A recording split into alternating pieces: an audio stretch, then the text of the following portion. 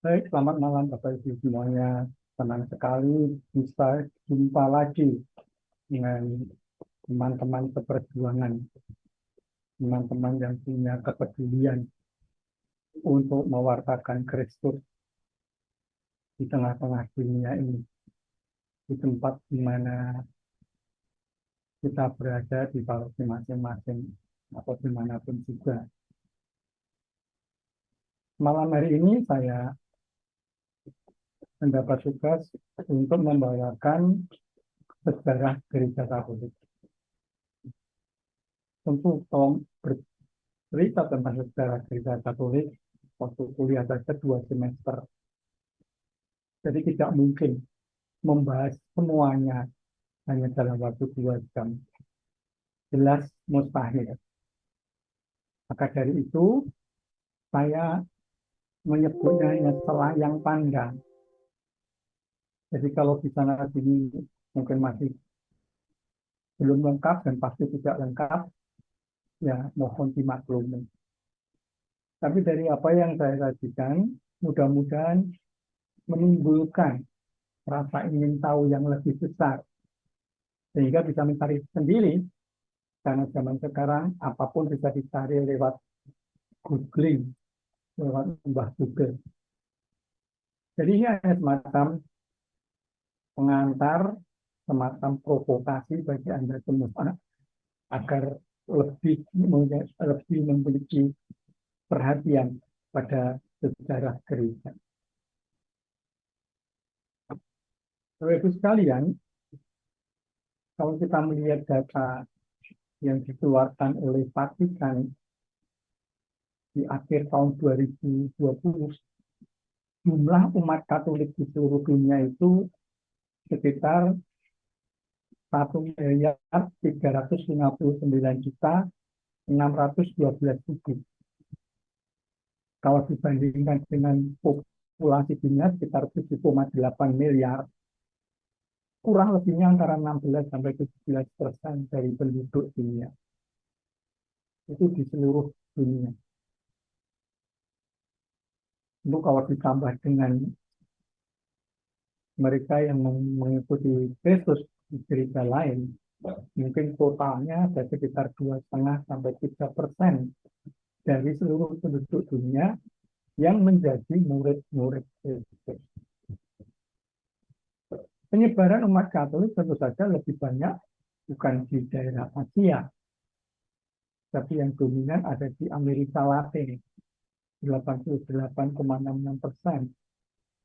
Kemudian Amerika Tengah 89%, wilayah Karibia 67%, Amerika Utara 24%, Afrika 19%, Eropa 39%, Asia hanya 3,24%. Jadi kita termasuk di wilayah di mana orang Katoliknya itu paling sedikit di dunia. Apa yang akan kita bahas pada malam hari ini? Saya membaginya dalam beberapa sesi atau beberapa bagian. Pertama di era para rasul,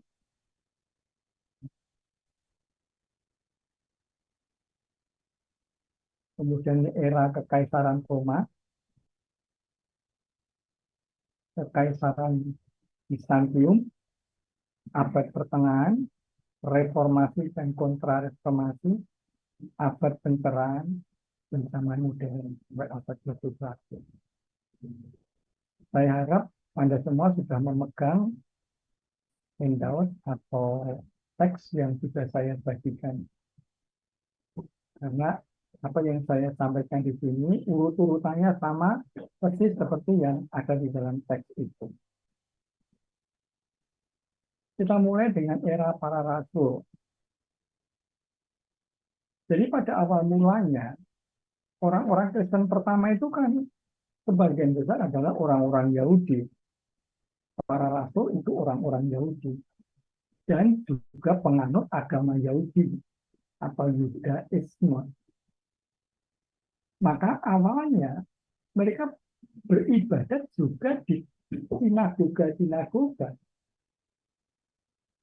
dan oleh orang-orang Yahudi dipandang sebagai salah satu sekte agama Yahudi.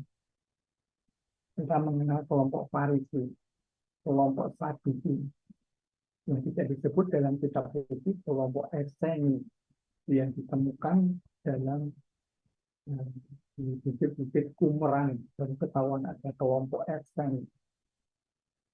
Nah, sebagai sekte Yahudi, orang-orang atau pengikut Kristus ini sering disebut sebagai pengikut jalan itu.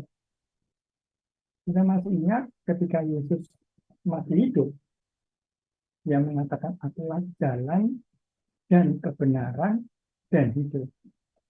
Maka pengikutnya juga disebut pengikut jalan itu. Atau yang lebih terkenal disebut orang-orang Nasrani.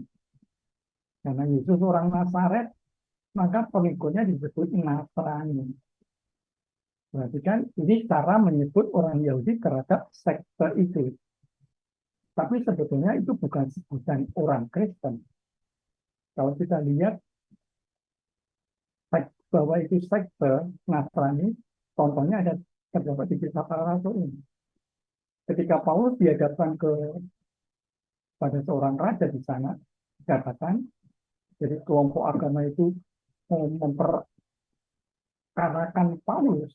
Mereka mengatakan begini, telah nyata kepada kami bahwa orang ini adalah penyakit sampar, seorang yang menimbulkan kekacauan di antara semua orang Yahudi di seluruh dunia yang beradab, dan bahwa ia adalah seorang tokoh dari sekte orang Nasrani. Ya, itu sebutan orang Yahudi terhadap murid-murid Kristus waktu itu, bukan sebutan orang Kristen. Jadi kita sebetulnya jangan mau disebut orang Nasrani, karena itu berarti kita sektenya orang Yahudi. Lalu apa yang kita disebut apa? Nanti kita akan lihat. Lama-lama sekte ini dikeluarkan dari Yudaisme, dari sinagog, tidak boleh beribadah di sinagog karena mewartakan Yesus sebagai Mesias. Dan secara tidak langsung menuduh orang Yahudi membunuh Mesiasnya sendiri. Yesus adalah Mesias. Yesus dibunuh oleh orang-orang Yahudi. Maka mereka kemudian disingkirkan, dikeluarkan dari kelompok Yudaisme. Nah, oleh karena itu kemudian, apa sebutan yang kemudian lebih lazim sampai sekarang? Sebutannya disebut dalam Kisah Para Rasul bab 11 ayat 26. Pengikut Kristus disebut Kristen untuk pertama kalinya di Antioquia.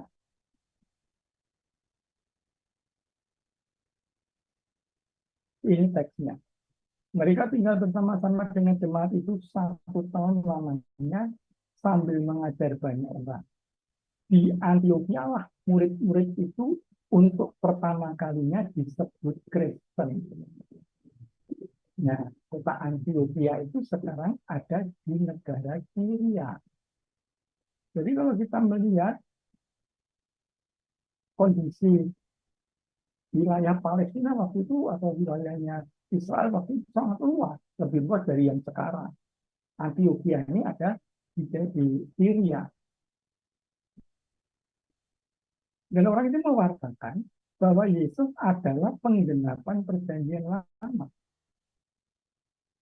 Kabar sukacita yang mereka wartakan itu kemudian dikenal sebagai perjanjian baru. Jadi, lalu mulai ada pembedaan dari perjanjian lama dan perjanjian baru. Rujukannya dari mana? Rujukannya dari kata-kata Yesus sendiri. Ketika dia mengadakan perjamuan malam terakhir, Yesus mengatakan hal ini. Cawan ini adalah perjanjian baru oleh darahku yang ditumpahkan bagi kamu. Kalau perjanjian lama itu antara Tuhan dan bapak-bapak bangsa, mulai dari Nuh, Abraham, Ishak, Yakub, Musa, dan seterusnya yang ditandai dengan darah korban binatang, maka perjanjian baru itu adalah perjanjian antara Yesus dan gerejanya yang ditandai dengan darah Yesus sendiri. Jadi dari situlah kemudian para rasul atau murid-murid Yesus berbeda dari orang-orang Yahudi. Nah, jadi wilayah zaman dulu dibagi seperti ini. Kita lihat Nazaret itu ada di wilayah Galilea, disebut Galilea itu di utara tempat Yesus berasal karena kota Nazaret ada di sana. Sedangkan Yerusalem itu di selatan di Yudea. Nah, kalau kita lihat di perjanjian lama kelompok Yudea ini termasuk kelompok Yahudi dari anak ada dua suku di situ, yang di utara itu adalah Israel. Kalau itu dari perjanjian lama. Kalau kita bandingkan dengan kondisi hari ini, jadi dari Nazaret bisa seperti ke Yerusalem. Nah, wilayah Israel sekarang cuma ini, tidak lagi mencakup Syria, Yordan, Lebanon, dan sebagainya. Itu pun sebagian diklaim oleh bangsa Palestina, yang warna hijau itu punyanya bangsa Palestina. Maaf Pak Petrus, Ya, suaranya boleh digedein sedikit Pak. oh kurang ya. Iya, ada keluhan suaranya kurang jelas. Terima kasih Pak. Baik. Ini sudah mentok ya. Saya lebih teriak-teriak kalau sudah mentok kalau tempat saya ini. Mudah-mudahan nanti nggak mengganggu. Ya, mudah-mudahan sekarang lebih jelas. Nah, sekarang kita mulai dengan zaman para rasul.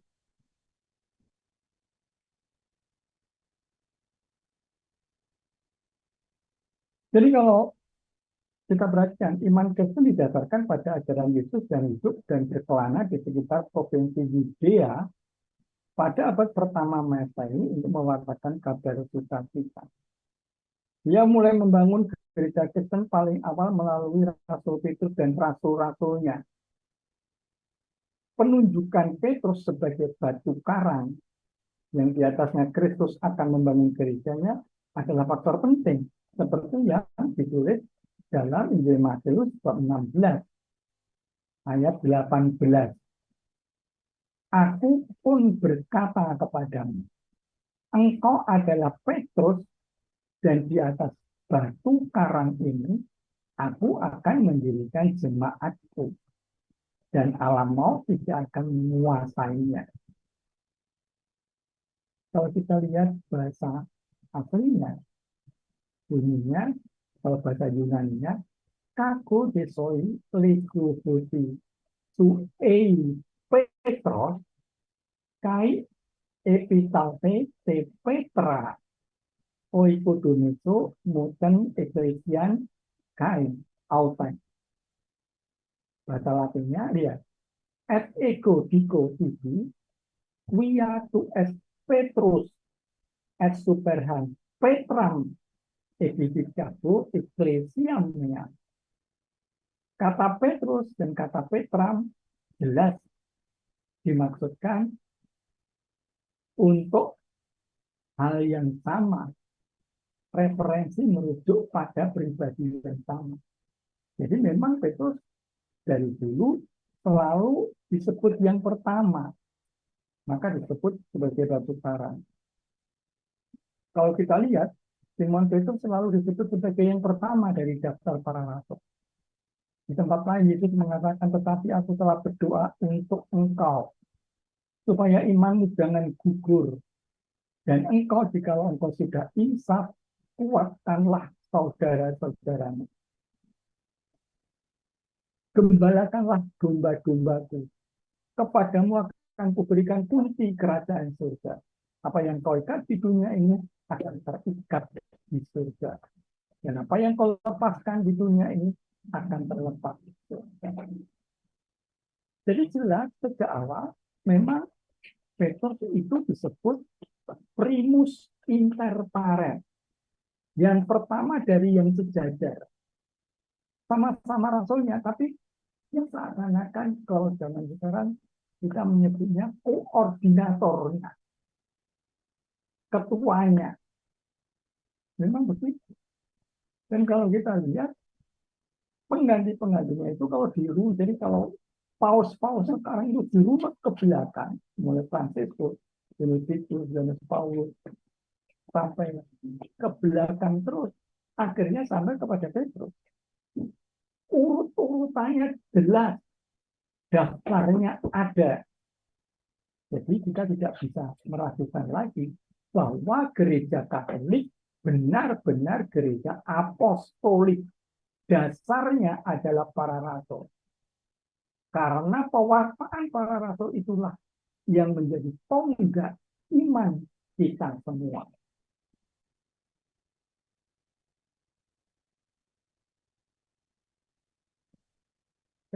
Nah, di zaman Petrus tentu Yesus sudah menetapkan 12 rasulnya.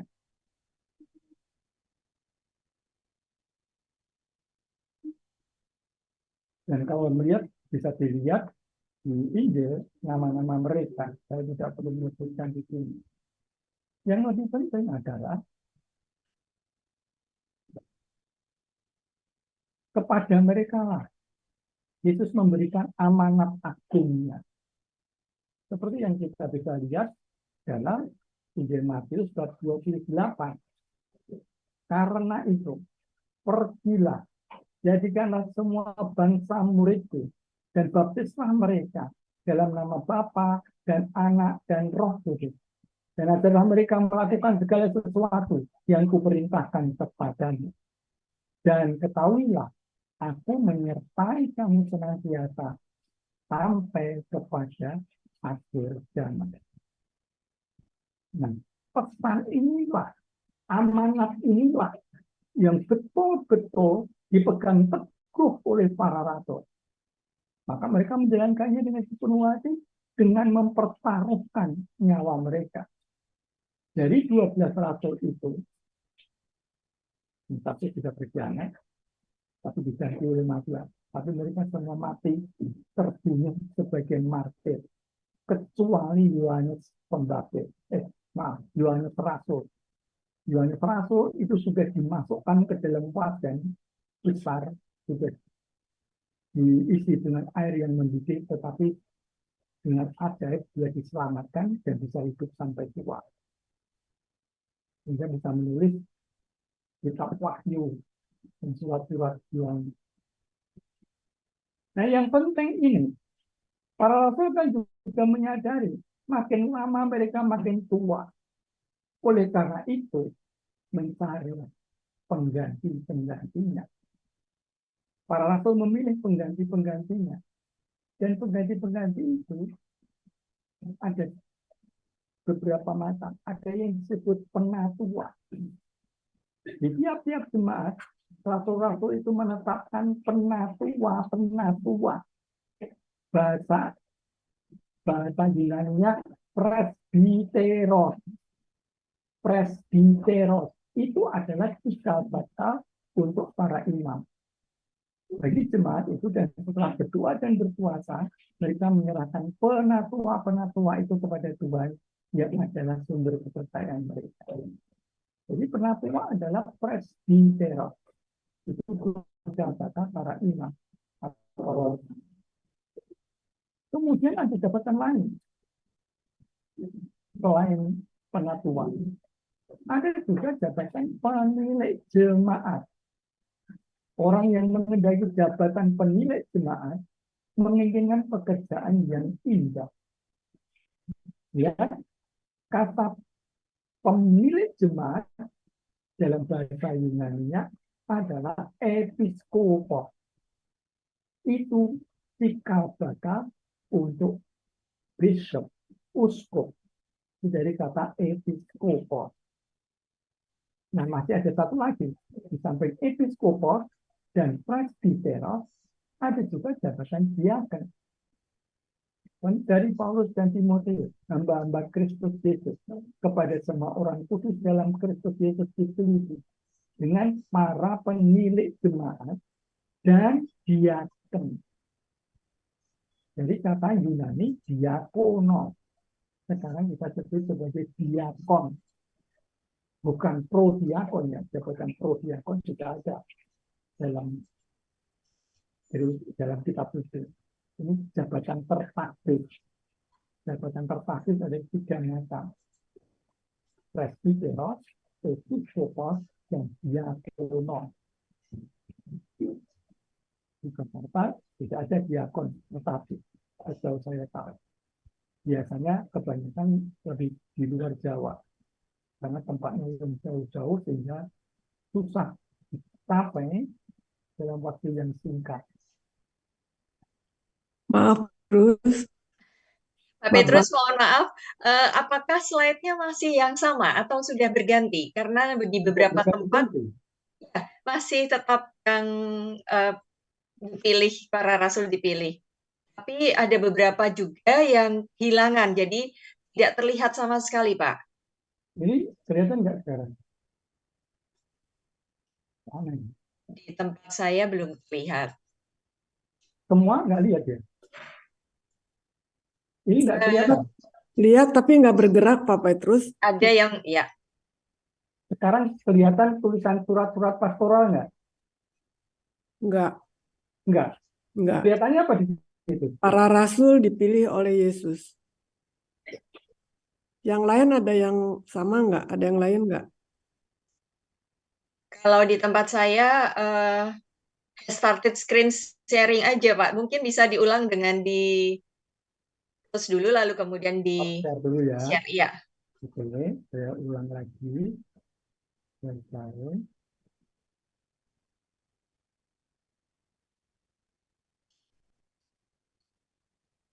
Kelihatan? Nah, sekarang sudah kelihatan, tapi masih tetap yang pertama slide-nya. Yang pertama ya. Ya. Dia sekarang sudah sampai. Oke, sekarang sudah kelihatan ayat 16. Yunani dan Latin sudah terlihat. Kalau sekarang ini kelihatan nggak? Surat-surat pastoral Timotius sudah terlihat. Tinggal di slideshow. Ya. Terima kasih, Pak. Ini kelihatan nggak? Ya, sudah, Pak. Sudah bagus. Ya, oke. Terima kasih. Jadi nanti kalau nggak, saya selalu bergerak terus ya. Kalau misalnya dia nggak jalan-jalan, tolong disampaikan lagi. Baik, Pak. Oke, baik. Jadi ini surat-surat pastoral memberikan penjelasan lebih rinci mengenai penyerahan tugas misioner kerasulan ini. Surat-surat ini mungkin ditulis oleh murid Paulus. Di dalam surat-surat tersebut diceritakan bagaimana Paulus melimpahkan tugasnya kepada Timotius dan Titus untuk menjaga dengan setia harta yang dipercayakan kepada mereka, yakni ajaran yang benar dan murni. Jadi ini penting sekali. Ajarannya harus benar dan murni. Dari Yesus ke Petrus dan murid-murid dan para rasul diteruskan kepada penatua, pemilik jemaat dan diakon. Diteruskan kepada penggantinya terus. Jadi ada suksesi para rasul. Mereka itu yang terus meneruskan sampai sekarang ini. Nah, ini yang sulit. Karena kemudian akan muncul bijak-bijak yang nanti akan kita lihat. Jadi pada gilirannya, murid-murid itu juga menumpangkan tangan pada pengganti-penggantinya.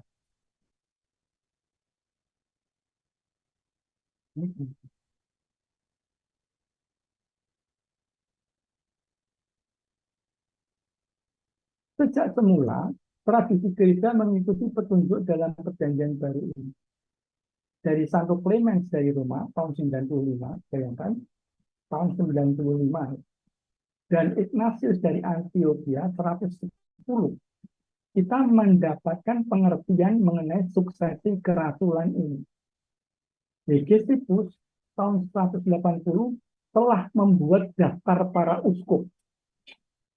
Irenaeus dari Lyon tahun 180 dan Tertullianus tahun 200 telah menulis teologi yang cukup mendetail mengenai suksesi kerasulan. Jadi dari awal terus nyambung. Nah itu bedanya dengan gereja-gereja modern, ya mohon maaf, gereja-gereja kita yang baru mulai abad 16. Itu gereja Protestan baru mulai abad 16 dan mengatakan itu selama 16 abad itu tidak dihitung. Nah itu apa? Memang itu bukan gereja. Ini harus dicatat dengan baik-baik. Kalau kita lihat dalam Konsili Vatikan kedua, ya, para uskup berdasarkan institusi ilahi telah mengambil tempat para rasul sebagai gembala-gembala gereja. Jadi kalau kita lihat penggantinya Petrus, karena Petrus itu primus inter pares, kepalanya. Jabatan kepala itu diteruskan sampai sekarang. Sedangkan para rasul tidak dihitung sebagai satu persatu. Jadi penggantinya Matius siapa, penggantinya Yohanes siapa, Yakobus, nggak ada begitu. Tapi sebagai kolegium, sebagai kelompok para rasul. Dari 12 atau 11 itu kemudian sekarang berkembang digantikan oleh para uskup. Kelompoknya ada lebih dari 2.500 uskup di seluruh dunia. Nah, itu meneruskan ajaran para rasul. Nah, dari pertumbuhan kemudian karena dari Yerusalem, kemudian penyebaran itu lebih banyak ke arah Eropa, maka lama-lama Roma menjadi pusat agama Kristen. Ini dapat kita telusuri dari surat Petrus, 1 Petrus bab 5 ayat 13. Petrus menulis demikian, salam kepada kamu sekalian dari kawanmu yang terpilih yang di Babylon dan juga dari Markus anakku. Kata Babylon itu kan kota dalam perjanjian lama. Di perjanjian baru juga nggak ada. Itu kode kata sandi untuk kota Roma. Jadi jelas Petrus sudah ada di Roma ketika menuliskan ini. Bersama muridnya yang bernama Markus.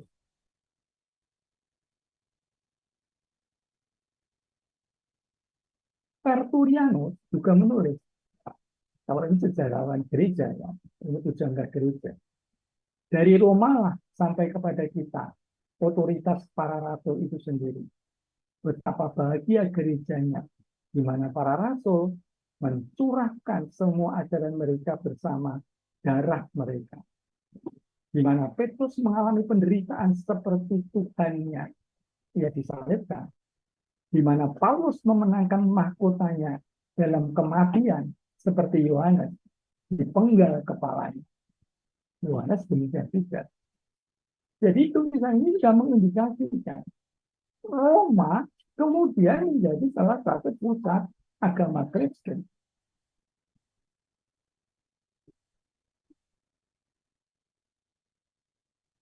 Nah, sekarang kita melihat zaman Kaisaran Roma. Waktu itu sudah kita ketahui juga dari Injil bagaimana Roma menguasai atau menjadi suatu penguasa tunggal hampir di seluruh Eropa sampai ke wilayah utara Afrika. Jadi kalau kita lihat ini,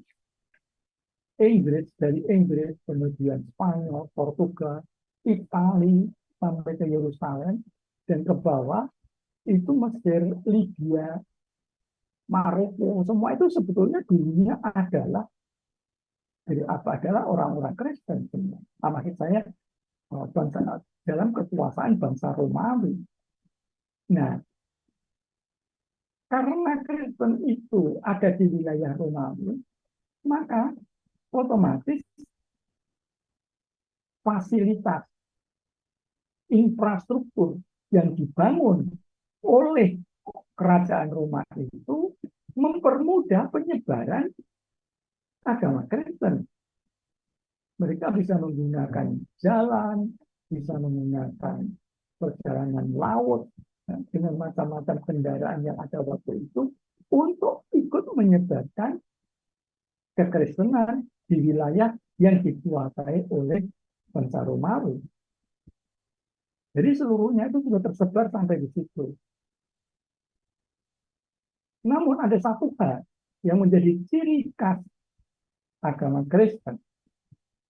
Satu ciri khas yang menjadikan agama Kristen unik dibandingkan sebagian besar agama lain yang dipraktekkan di kerajaan Romawi adalah penolakan kerasnya untuk menyembah dewa-dewa Romawi. Jadi bangsa Romawi, bangsa Yunani itu sudah mempunyai sistem keagamaan yang disebut sistem keagamaan mereka dengan dewa-dewa yang sudah disembah. Tetapi orang Kristen tidak mau mengikuti sistem keagamaan itu. Mereka punya sistemnya sendiri. Penolakan ini yang sebenarnya sudah dimulai dari Perjanjian Lama menciptakan friksi dengan masyarakat Romawi pada umumnya dan Kaisar Romawi pada khususnya. Akibatnya apa? Kita sudah bisa menduga akibatnya penganiayaan. Ini contoh dewa-dewa Romawi dan Yunani. Kalau Romawi ada Jupiter, Juno, Neptunus, Pluto, Ceres, Vesta, Minerva. Yunani ada Zeus, Hera, Poseidon, Hades, Demeter, Hestia, Athena, dan sebagainya. Sekarang digunakan untuk menamai planet-planet yang mengelilingi matahari. Nah, akibatnya ini, selama 300 tahun, gereja mengalami penganiayaan oleh pemerintah Romawi. Tapi inilah anehnya. Walaupun dianiaya secara habis-habisan, gereja bukannya mati, gereja bukannya punah, tapi justru bertumbuh. Bayangkan kurang lebih martir selama pemerintahan Romawi ini kurang lebih ada 50 ribuan orang. Mereka kalau dibawa ke pengadilan, pertama kali yang ditanyakan, kamu Kristen atau bukan? Kalau menjawab Kristen, pengadilan tidak dihentikan. Itu berarti langsung hukuman mati. Ada yang dipenggal kepalanya, disalibkan, diadu dengan binatang buas, bahkan dipotong tubuhnya, ditaruh di perempatan jalan, dibakar sebagai penerangan jalan. Itu yang dialami. Itu ditulis dalam buku sejarah yang ditulis oleh sejarawan Romawi sendiri. Jadi kesaksiannya jelas. Ada datanya. Dalam buku sejarah sebagai contoh, Flavius Josephus itu sejarawan Romawi menulis penganiayaan ini.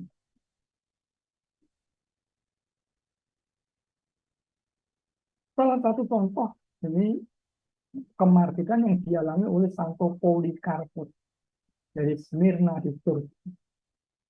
Polikarpus ini adalah murid Yohanes Rasul. Tulisan Polikarpus masih tersimpan sampai sekarang. Ia dibakar, tapi tidak mati. Karena tidak mati kemudian baru dipijak. Sebelum dieksekusi, dia diminta untuk menyangkal imannya. Jadi Polikarpus diminta untuk menyangkal imannya. Apa jawab Polikarpus?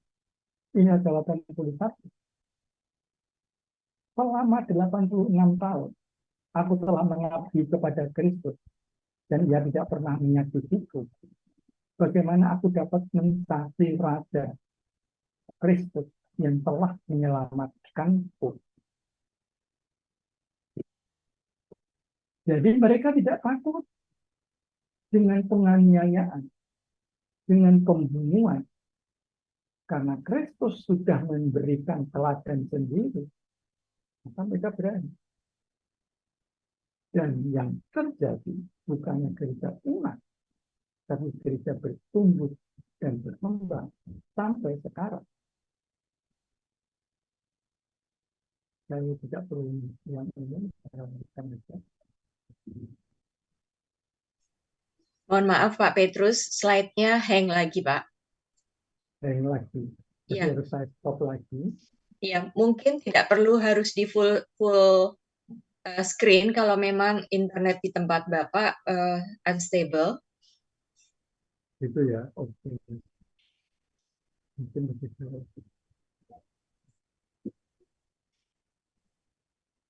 Terlalu besar mungkin size-nya.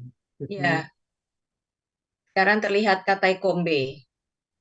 tuh, Kata ya, kombe. ya, gitu ya. Ya. Jadi kalau gitu tidak perlu di, oke. Oke. Oh, ya, gitu.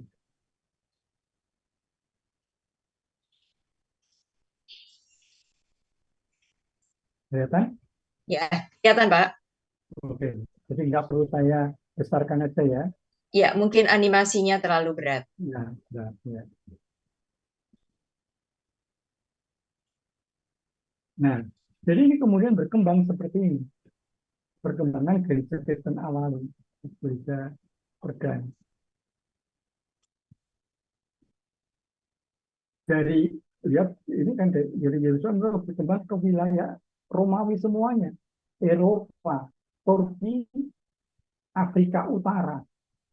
Jadi sangat berkembang mengikuti Imperium Romanum tadi.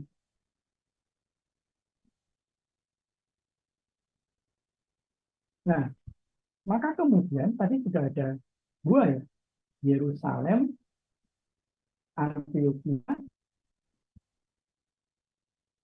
sekarang bertumbuh, pusatnya itu berubah dari Yerusalem ke Antioquia, dari Antioquia bertumbuh ke Roma, Roma dan di Alexandria. Alexandria itu di Mesir. Itu dulu menjadi pusat Kristiani. Bapak itu mungkin belum tahu, negara Mesir itu 20%-nya adalah orang-orang Kristen Koptik. 20% penduduk Mesir itu orang Kristen Koptik. Bagian ikut gereja Katolik, bagian ikut gereja Ortodoks. Lebih besar, lebih banyak daripada persentase orang Kristen di Indonesia yang hanya 3%. Karena dulu mereka itu di Alexandria itu adalah pusatnya. Jadi ada 3 pusat. Karena di Yerusalem mereka diusir oleh orang Yahudi, maka lalu ke Antioquia. Antioquia berkembang ke Roma. Dari Roma berkembang ke Alexandria. Jadi ada 3 pusat ini. Nah, menjelang tahun 310 terjadi perebutan kekuasaan di Kekaisaran Roma. Jadi yang berkuasa waktu itu yang menjadi kaisar bernama Kaisar Maxentius. Nah, di wilayah York, York itu adalah eh, kota di Inggris. Ada jenderal Romawi yang bernama Konstantinus, punya istri namanya Helena. Helena orang Kristen, Konstantinus masih kafir. Punya anak namanya Konstantinus. Ketika Konstantinus sudah meninggal, Konstantinus mengganti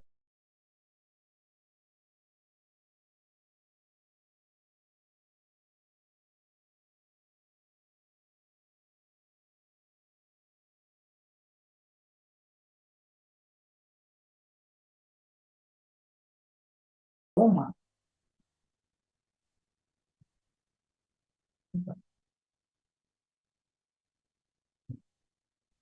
Maka terjadilah perang.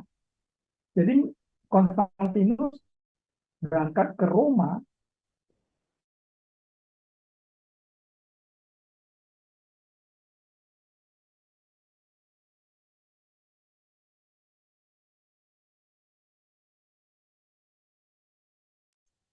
Nampaknya Pak Petrus terlempar ya.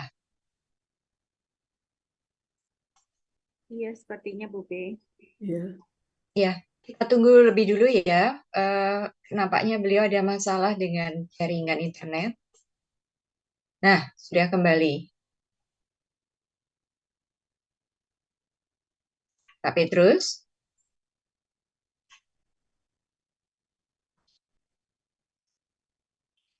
Pak Petrus, Ya, ya, audionya? Ah, ya, ya. Oke. silakan Nah, Pak. jadi ceritanya Konstantinus ini dengan prajuritnya melakukan pemberontakan terhadap Roma yang dikuasai oleh Maxentius. Karena ibunya itu Santa Helena itu sudah menjadi pengikut Kristus, sebelum Konstantinus berangkat, ia berpesan, wanti-wanti kepada Konstantinus. Kalau ada masalah, disuruh menyebut Tuhan yang dipercaya oleh ibunya. Itu pesannya. Nah, pesan itu dicatat oleh Konstantinus. Jadi ketika dia mulai maju berperang menuju Roma, dia kira-kira berdoa seperti ini. Ya Tuhan yang disebut Tuhan oleh ibuku, tolonglah aku dalam peperangan ini. Kurang lebih doanya seperti itu.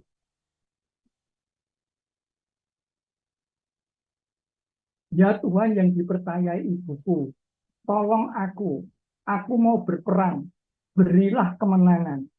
Kalau aku menang, negaraku akan kupersembahkan kepadamu. Itu doanya. Dan ketika dia selesai berdoa itu, ada penampakan. Dia melihat, Konstantinus ini melihat ada penampakan di langit, salib dengan tulisan atau kata-kata, in hoc signo vincet.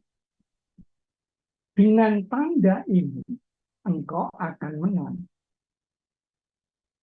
Karena melihat itu, maka Konstantinus memerintahkan kepada prajuritnya, semua perlengkapan perang harus ditandai dengan salib semua. Pedangnya dikasih salib, tombaknya dikasih salib, itu apa, tamengnya juga dikasih salib, semuanya. Karena itu penampakan yang dia dapatkan.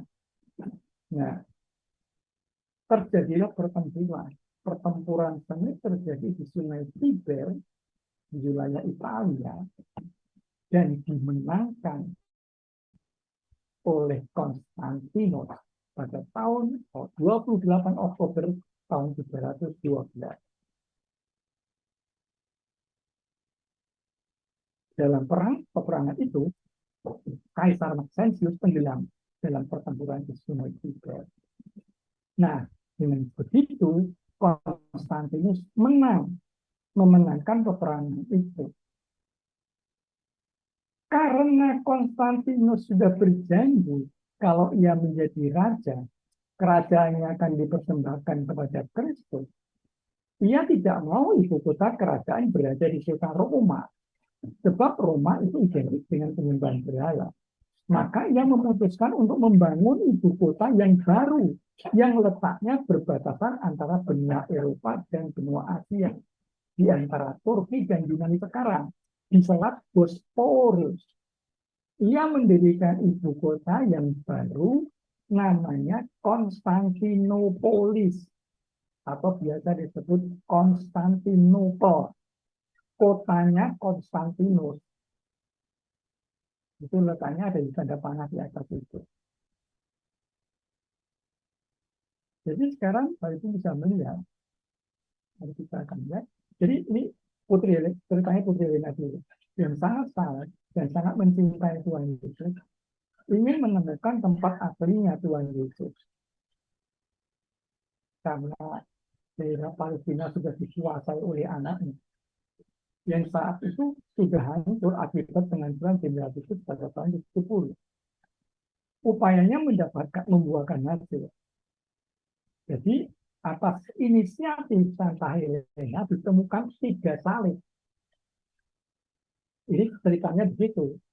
Nah, kan tidak tahu dari 3 salib itu mana salibnya Yusuf. Maka kemudian dites, dibawa orang lumpuh pada salib itu. Diminta untuk menyentuh salib pertama.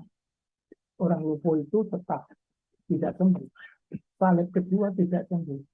Ketika menyentuh salib ketiga, ia sembuh. Jadi disimpulkan inilah salib Yesus. Jadi kisahnya salib bisa ditemukan. Langsung dibawa oleh Santa Helena atau perintah Santa Helena untuk disimpan. Tapi kemudian dipotong-potong menjadi banyak. Karena zaman dulu relikwi itu sangat penting. Akibatnya seluruhnya sudah dipotong. Sekarang kita tidak punya lagi sisanya. Puji Tuhan masih ada kain kafan yang sekarang disimpan di kota Torino. Ya, lain kali kita bisa bahas. Nah, tapi sekarang kita bisa melihat. Nah, kalau tadi hanya 3, pusatnya Roma, Antioquia, dan Alexandria, sekarang menjadi 5. Pusat kekristenan ada Roma, ada Konstantinopel, ada Antioquia, ada Yerusalem, dan ada Alexandria. Dan apa yang kemudian terjadi? Kan Konstantinus sudah berjanji akan memberikan kota Roma kepada pengikut-pengikut Kristus.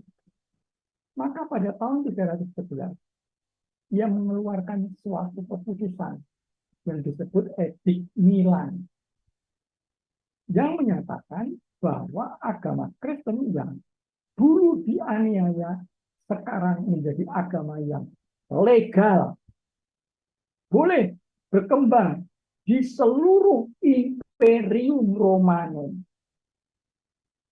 Jadi mulai saat itulah kemudian bertumbuh lebih cepat dan semua kekayaan gereja yang dulu dirampas oleh Kaisar Roma dikembalikan semua.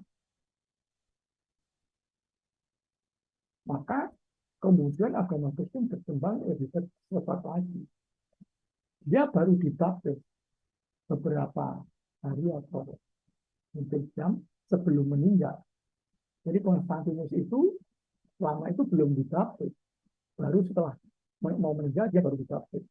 Nah, penggantinya itu Kaisar Theodosius ini sudah dibaptis. Ia justru kalau Konstantinus menyatakan agama Kristen adalah agama legal, agama Kaisar Theodosius mengatakan agama Kristen adalah agama negara. Jadi pada saat itu semua berhala-berhala mulai tersingkirkan dari wilayah Imperium Romanum. Gereja Katolik mempunyai pengaruh yang sangat besar. Ketika gereja mendekati akhir milenium pertama sejarahnya, gereja telah menjadi sumber spiritual, administratif, dan intelektual pada abad-abad awal. Periode antara 350 hingga 500 menunjukkan semakin meningkatnya peran para uskup dan paus Roma. Jadi itulah misalnya mengapa kemudian dulu kota Roma itu menjadi pusat penganiayaan, sekarang lama-lama menjadi pusat agama Kristen, bahkan sampai sekarang. Tetapi bertumbuhnya agama Kristen juga menimbulkan kelompok-kelompok bid'ah yang mencoba membelokkan nilai-nilai Kristiani, iman Kristiani, menurut pandangan mereka sendiri. Salah satunya yang paling kuat adalah aliran yang disebut Arianisme. Ini mempunyai pengaruh yang sangat besar karena banyak uskup yang terpengaruh oleh pandangan Arianisme ini. Arius itu seorang Romo, tapi dia punya pengaruh yang banyak besar kepada uskup-uskup. Dia dari Alexandria tadi, dari Mesir. Bid'ah ini menolak keilahian Yesus dan Tritunggal Maha Kudus. Jadi Bidat ini mengajarkan ada saat ketika Yesus tidak ada. Artinya, Yesus itu diciptakan oleh Bapa. Baru ada Yesus. Dia tidak kekal bersama Bapa. Anak Elohim ini pernah tidak ada. Nah, ini merupakan penyangkalan yang luar biasa, karena kan menurut iman Katolik, Bapa, Putra, dan Roh Kudus kan sejajar. Ini juga bertentangan dengan Injil Yohanes pasal 1 ayat 1. Pada mulanya adalah firman. Firman itu bersama-sama dengan Allah. Firman itu adalah Allah.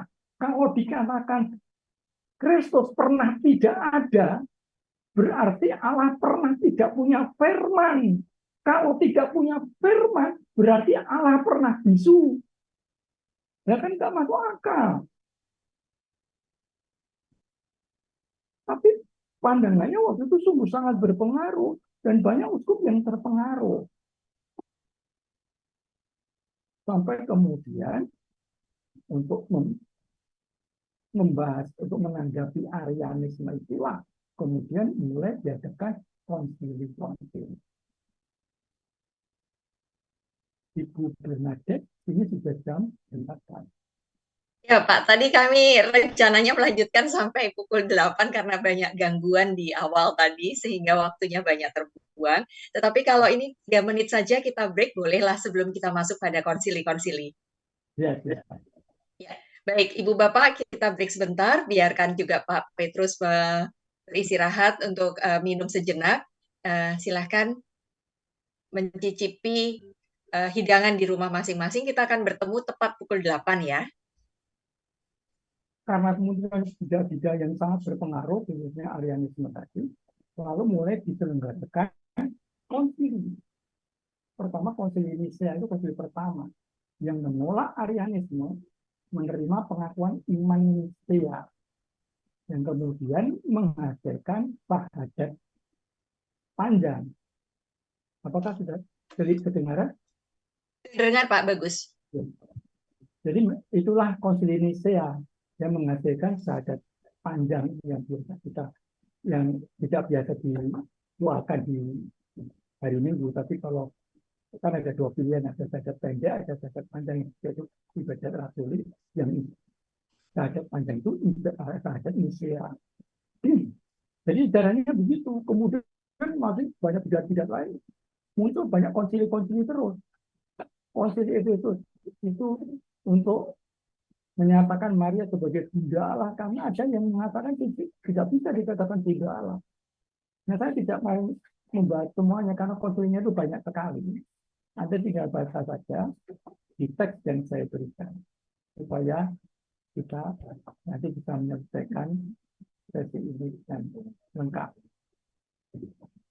Nah, tahun 400 Santo Hieronymus itu menerjemahkan Alkitab yang disebut Vulgata. Itu Alkitab dalam bahasa Latin seluruhnya. Jadi baik perjanjian lama maupun perjanjian baru. Perjanjian lama kan aslinya bahasa Ibrani. Perjanjian baru bahasa Yunani. Sekarang pada tahun 400 mulai ada terjemahan dalam bahasa Latin. Itu yang kemudian menjadi pegangan dalam liturgi Gereja Katolik waktu itu sebelum Konsili Vatikan II. Nah, sekarang kita lanjut sampai ke zaman Kekaisaran Bizantium. Yang tadi kan sudah dipindahkan ke daerah wilayah Bizantium, yaitu ke Konstantinopel, itu wilayah Bizantium.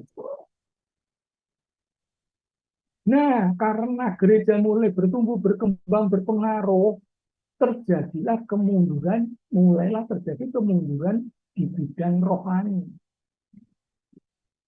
Maka muncul pembaru-pembaru, antara lain Santo Benediktus, orang pertama yang menyusun aturan hidup membiara. Jadi rujukannya biasanya ke Santo Benediktus. Semua biara itu aslinya dari Santo Benediktus.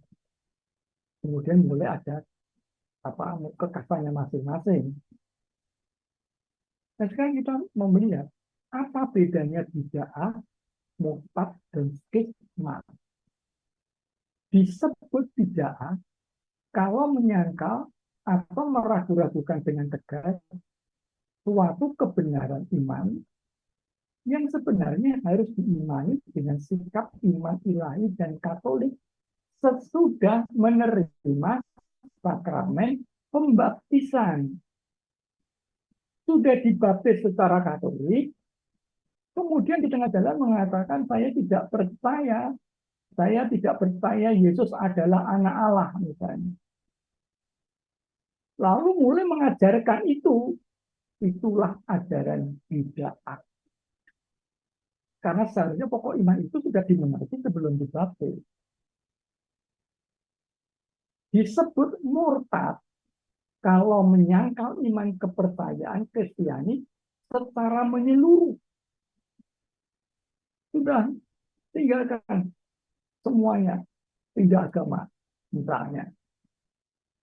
Disebut skisma kalau menolak ketaklukan pada Sri Paus atau persekutuan dengan anggota-anggota gereja yang takluk kepadanya. Jadi kalau menolak Paus, menolak bersekutu dengan gereja-gereja Katolik lainnya, itu disebut skisma. Nanti kejadiannya ada di tahun 1054. Nah, yang menambah runyam, jadi dengan banyak bid'ah muncul, kehidupan rohani mulai merosot, muncul agama baru yang disebut Islam. Sementara gereja masih sibuk melawan bid'ah dan urusan internal gereja, muncul kekuatan baru yaitu Islam. Tahun 638 Yerusalem dan Syria dikuasai umat Kristiani, yang dikuasai umat Kristiani ditaklukkan oleh Muslim. Tahun 642 Mesir jatuh ke tangan kaum Muslim, diikuti oleh seluruh Afrika Utara. Makanya sekarang dulu Katolik semua, sekarang Islam semua. Bahkan mereka mulai menginvasi Spanyol pada tahun 711. Namun gerak maju kaum Muslim ke Eropa Barat diajak oleh Charles Martel di Poitiers. Jadi Bapak Ibu sekalian, pada zaman itu persenjataan orang Islam, orang Arab itu jauh lebih maju daripada orang Eropa. Juga di bidang ilmu pengetahuan, mereka lebih maju pada tahun-tahun itu. Tapi kemudian mereka mandek, sedangkan wilayah Eropa, khususnya negara-negara barat, lebih maju sampai sekarang. Nah, maka sekarang yang terjadi banyak wilayah-wilayah Katolik yang kemudian direbut oleh Islam. Meskipun munculnya kekhalifan Islam telah banyak merebut wilayah-wilayah Katolik, kesadaran untuk mempertahankan dan merebut wilayah itu kembali kurang mendapat perhatian gereja karena gereja disibukkan dengan masalah-masalah internal yang sulit dipecahkan. Jadi kita melihat bagaimana dinamika gereja itu yang luar biasa. Diserang dari dalam, diserang dari luar. Dari dalam digerogoti oleh orang-orang yang hidup rohaninya juga nggak benar lagi, dengan bid'ah-bid'ah. Dan di luar sekarang muncul Islam. Gereja Katolik rasuli tadi terjepit di tengah-tengah. Nah, ini masih ditambah lagi dengan terjadinya skisma besar. Skisma tadi adalah ada kelompok Kristen yang tidak mau mengakui Paus. Ceritanya bagaimana? Ceritanya seperti ini. Pada tanggal 16 Juli tahun 1054, ada perpecahan teologis, liturgis, linguistik, dan politik yang mengakibatkan perpecahan permanen antara gereja timur dan gereja barat. Gereja barat itu wilayah Italia barat, Italia, Jerman, Spanyol, Swiss, negara-negara Skandinavia, Inggris, Spanyol, Portugal semuanya itu barat. Kalau timur itu Turki, Yunani, Rusia itu timur. Ada skisma ini terjadi itu. Yang dikenal dengan skisma timur dan barat atau skisma Akbar. Diawali dengan 3 utusan, namanya utusan itu bahasa Latinnya legatus. Humbertus dan Murmoutil, Fredericus dari Lorraine dan Petrus, Uskup Agung Amasi, memasuki katedral Hagia Sophia di Turki yang sekarang jadi masjid itu dulu katedral besar. Saat perayaan misa pada Sabtu petang dan meletakkan pada altar selembar gula. Gula itu adalah keputusan Paulus berisi ekskomunikasi atas Patriark Mikael Keularius karena mengajarkan sesuatu yang tidak bertentangan, yang tidak sejalan dengan gereja Katolik, khususnya ajaran mengenai Roh Kudus. Roh Kudus itu lahir dari Bapa menurut Ortodoks, menurut gereja Katolik lahir dari Bapa dan Putra, maka disebut filioque. Nah, jadi di ekskomunikasi itu pimpinannya. Patriark itu sama dengan uskupnya. Uskup gereja timur itu diekskomunikasi. Karena diekskomunikasi dibalas kembali. Pausnya diekskomunikasi oleh gereja timur. Jadi itu terjadilah yang disebut skisma besar itu. Sampai sekarang masih total, masih belum 100%, meskipun tidak ada banyak pendekatan. Sekarang ada gereja ortodoks yang tidak mengakui Paus, tapi juga ada gereja ortodoks atau Ritus Timur yang mengakui Paus. Misalnya gereja Maroni. Jadi, inilah kurang lebih gambarannya. Yang sebelah barat Katolik, yang sebelah timur ortodoks. Barat menggunakan bahasa Latin, timur menggunakan bahasa Yunani. Ini beberapa gereja timur yang tetap mengakui Paus. Yang misalnya Ritus Alexandria, Eritrea, Ethiopia, Turki, Ritus Armenia, Ritus Bizantin, Albania, Belarusia, Bulgaria, Kroasia, Serbia, Yunani, Hungaria, Italia, dan beberapa gereja Rusia. Ritus Suriah Timur, Kabia, Syria, Malta. Ritus Suriah Barat, Maronit, Suryani, Surya, Malangkara. Ini beberapa gereja timur yang masih mengakui Paus, artinya tidak terpisah dari gereja Katolik. Gereja Ortodoks Oriental yang tidak mengakui Paus antara lain terdiri dari atas pimpinan patriark, gereja Konstantinopel, gereja Alexandria, gereja Antioquia, gereja Yerusalem, gereja Serbia, Romania, Bulgaria, Georgia. Jadi pimpinan mereka disebut patriark. Anda pernah melihat orang ini kalau Anda buka YouTube, ada yang namanya menyebut dirinya Romo Daniel Biantoro. Ini pimpinan ortodoks wilayah Indonesia Australia. Jadi ada sekarang mulai ada, jumlahnya tidak banyak, tapi juga mempunyai beberapa ribu orang pengikut. Ada 13 paroki. Anda pernah lihat orang ini, namanya Bambang Nursena. Dia juga termasuk gereja ortodoks. Ajarannya itu tidak berbeda dengan Katolik. Hampir tidak ada bedanya. Jadi saya juga suka mendengarkan ceramah-ceramahnya dia. Yang sangat bermanfaat bagi sisi negara. Tapi dia secara terus terang mengakui saya ikut gereja Syria Ortodoks. Maka dia mendirikan Institute of Syriac Christian Studies. Nah, kemudian setelah skisma itulah baru perhatian gereja terhadap perebutan wilayah-wilayah Kristen oleh pasukan Islam mendapatkan perhatian ketika kota Yerusalem jatuh ke tangan orang Islam. Pada tanggal 27 November 1095, Paus Urbanus II menyampaikan khotbah yang disebut perang suci, Sacrum Belli, perang salib untuk membela umat Kristiani Timur dan para peziarah di tanah suci dalam konsili Clermont. Jadi mulailah saat itu perang salib berkobar.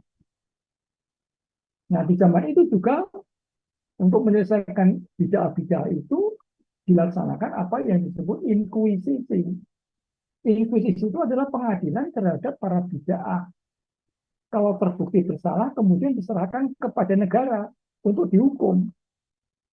Nah, ada yang dihukum penjara, tapi juga ada yang dihukum mati. Ini mendapat banyak kritikan kalau orang-orang non-Katolik, Kristen non-Katolik membahas ini pasti bahan objekan atau gorengan yang luar biasa. Ini memang termasuk catatan kelam dalam gereja. Takhta kepausan sempat pindah dari Roma ke Avignon di Paris atau Prancis pada tahun 1305 karena pengaruh Prancis terhadap Paus. Jadi dulu Prancis itu adalah anak masnya gereja, tapi sekarang menjadi negara sosialis. Gereja banyak mengalami jatuh bangun karena terlibat banyak urusan politik. Tahun 1370, Santa Caterina dari Siena, mengimbau Paus untuk kembali ke Roma. Akhirnya kembali ke Roma. Kota paling maju di benua biru itu, maksudnya benua Eropa, yaitu Konstantinopel, akhirnya runtuh juga. Setelah 8 pekan dikepung, pasukan Turki Ottoman di bawah komando Sultan Utsmania, Muhammad Al-Fatih alias Mehmed II berhasil menaklukkan Konstantinopel. Jadi itu wilayah Bizantium itu kemudian berubah menjadi negara Turki sampai sekarang. Dulunya Kristen, katedralnya masih magrong-magrong di situ, Hagia Sophia yang sekarang berubah jadi masjid itu. Itu Turki itu Kristen semua, tapi kemudian dikalahkan oleh pasukan Islam. Tepat pada 29 Mei 1453, ibu kota Kekaisaran Bizantium, itu wilayah Bizantium atau Romawi Timur itu jatuh. Konstantinus XI selaku raja pun terbunuh dan lahirlah cikal bakal Istanbul. Jadi Konstantinopel kemudian berubah menjadi Istanbul. Nah, kita lanjutkan. Sekarang mulai dengan reformasi protestan. Pada akhir abad pertengahan, sekitar abad 14-15, terjadi banyak penyelewengan dalam pimpinan gereja Katolik. Misalnya penjualan indulgensi, skandal para paus. Jadi ada paus sampai punya istri, punya anak, mengangkat anaknya jadi uskup, terjadi. Itu memang sejarah kelam yang tidak perlu ditutup-tutupi. Ini beberapa contoh yang sempat saya beri dari warna kuning. Itu paus-paus yang menyeleweng. Tapi ya itulah hebatnya gereja Katolik. Walaupun pimpinannya menyeleweng, akhirnya kembali lurus lagi. Karena ada banyak penyelewengan itulah, maka pada tanggal 31 Oktober 1517, pastor dari Ordo Agustinian yang bernama Martin Luther menulis 95 tesis di mana ia memprotes banyak poin fundamental yang ditentukan dalam ajaran Katolik dan penjualan indulgensi. Jadi karena indulgensi itu kan pengurangan hubungan. Zaman dulu itu, jadi kalau ada orang minta indulgensi, bayar. Nah itu yang dikritik habis-habisan. Sampai si Martin Luther ini membuat semacam pokok-pokok iman yang berbeda 180 derajat dari ajaran Katolik. Itulah nilainya Protestantisme yang berlangsung sampai sekarang. Gerakan Luther itu diikuti oleh banyak tokoh yang lain. Contohnya, pertama, Ulrich Zwingli. Ini juga seorang pastor projo. dan Johannes Calvin, ini calon masih frater, yang ikut mengkritik ajaran dan tradisi gereja Katolik.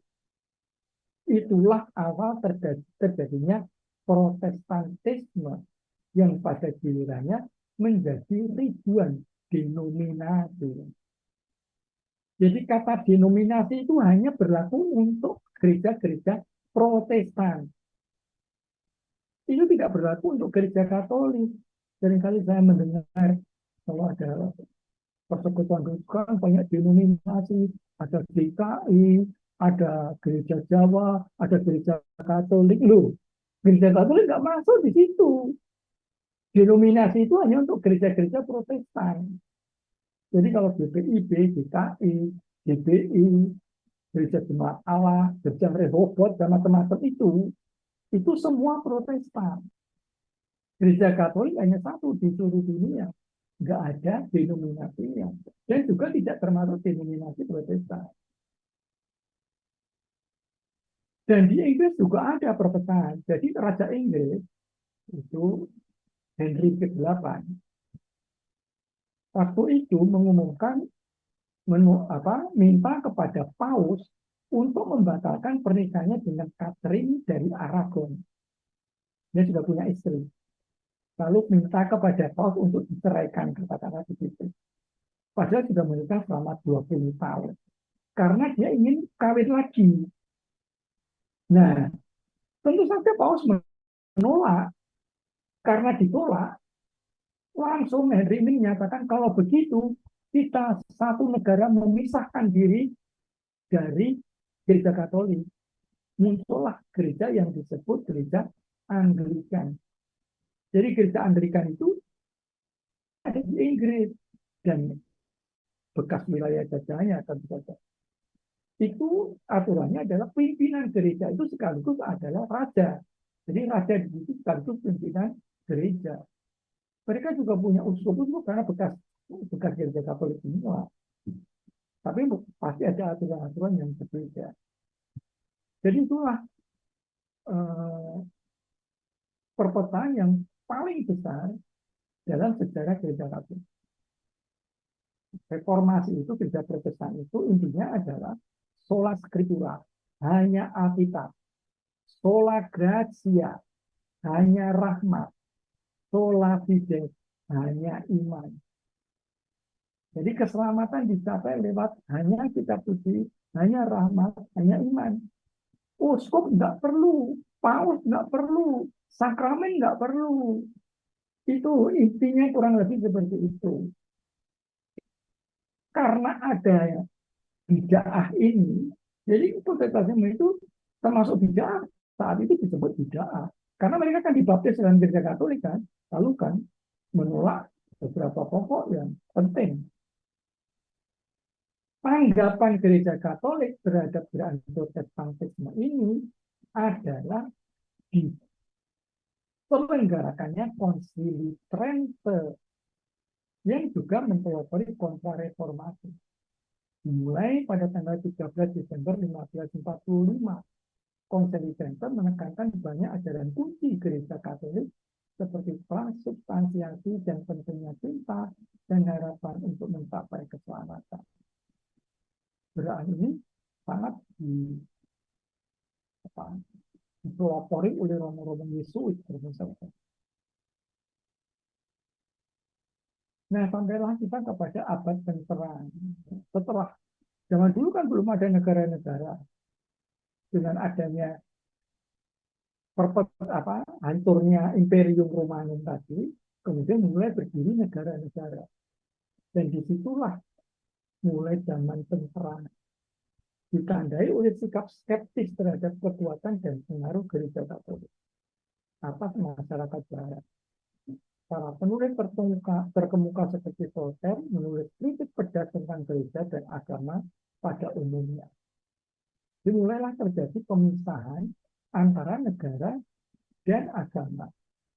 Tahun 1789, Revolusi Prancis mengalihkan kekuasaan dari gereja ke negara. Banyak gereja dihancurkan dan apa yang disebut pemisahan terhadap akal budi muncul. Itulah abad penerang, Renaissance.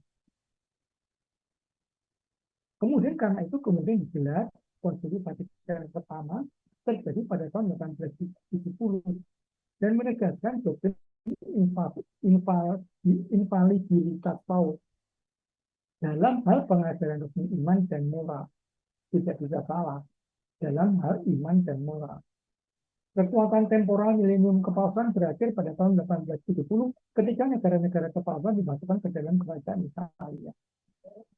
Paus Pius ke-9 menolak hukum jaminan Italia dan berakhir dengan menjadi tahanan di Vatikan. Jadi dulu seluruh Italia itu ada di bawah Paus, tapi kemudian dengan adanya perjanjian yang disebut perjanjian Lateran, akhirnya diakui.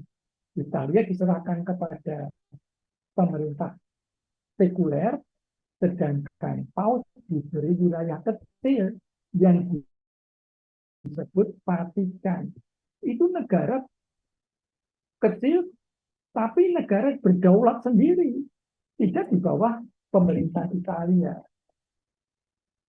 Sampai sekarang.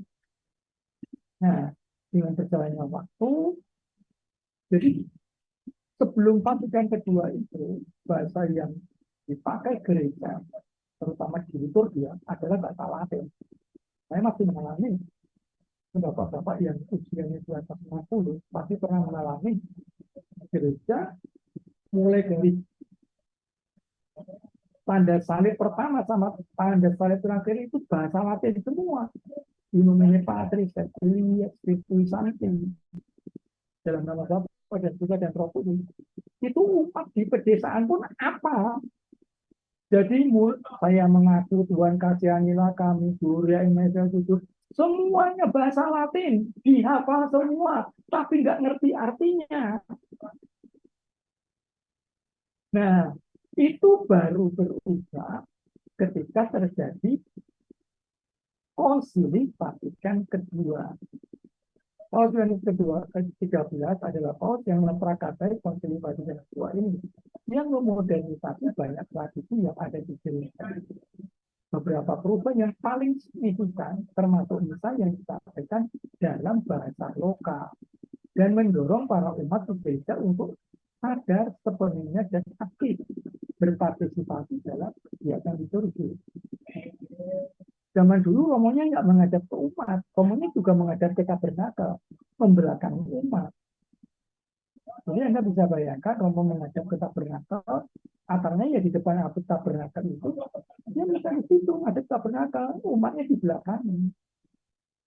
Anda pasti yang masih mencoba, pasti tidak mengalami ini. Saya masih mengalami dan masih menjadi mestinya seperti itu teman-teman. Paus Yohanes Paulus kedua terpilih sebagai Paus pada tahun 1978. Dia adalah Paus non-Italia pertama yang dipilih dalam 450 tahun dan masa jabatannya 27 tahun. Salah satu yang terlama dalam sejarah. Dia dianggap berjasa oleh Presiden Uni Soviet Mikhail Gorbachev dalam mempercepat kejatuhan komunisme di Eropa. Dia juga terkenal karena menggunakan media modern seperti televisi dan radio untuk menyebarkan agama Katolik. Nah, demikianlah Paus Yohanes Paulus kedua diganti Paus Benedictus, kemudian diganti Paus Fransiskus.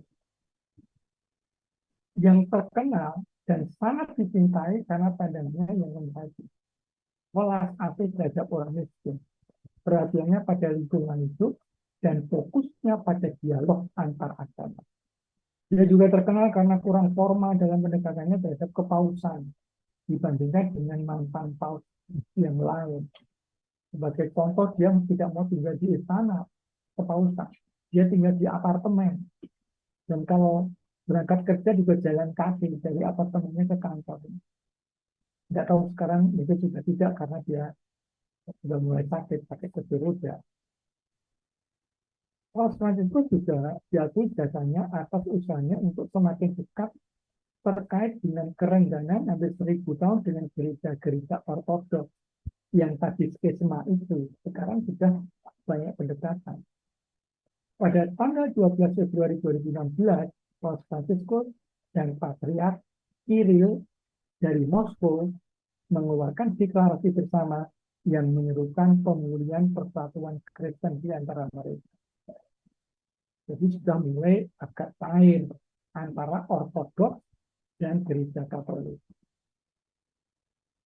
Yang juga bersejarah adalah deklarasi persaudaraan antara Paus Fransiskus dan Imam Besar Al-Azhar, Dr. Ahmed Atayeb, yang menandatangani deklarasi persaudaraan atau disebut deklarasi Abu Dhabi. Bagi orang Katolik pengaruhnya sangat besar karena pimpinannya jelas. Tapi bagi orang Islam ya belum tentu, karena di Islam tidak ada pimpinan seperti Paus. Di Islam itu yang berlaku ya siapa kiainya, siapa ulamanya, ustadznya siapa. Itu yang jadi pegangan.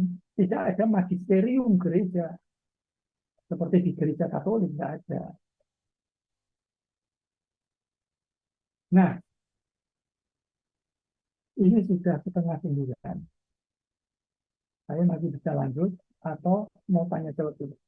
Silakan. Sebaiknya diselesaikan saja dulu, Pak Petrus. Kalau saya lanjut, itu menyangkut gereja Katolik Indonesia. Ya. Ya, tadi kan gereja Katolik dunia sudah kan, sekarang gereja Katolik Indonesia. Sejarah gereja Katolik di Indonesia berawal dari kedatangan bangsa Portugis di Kepulauan Maluku. Orang pertama yang menjadi Katolik adalah orang Maluku. Kolano atau kepala kampung Mamuya, sekarang di Maluku Utara, yang dibaptis bersama seluruh warga kampungnya pada tahun 1534 setelah menerima pemberitaan Injil dari Gonçalo Veloso, seorang saudagar Portugis. Tapi ya tidak berkembang karena tidak ada romonya yang tinggal di situ.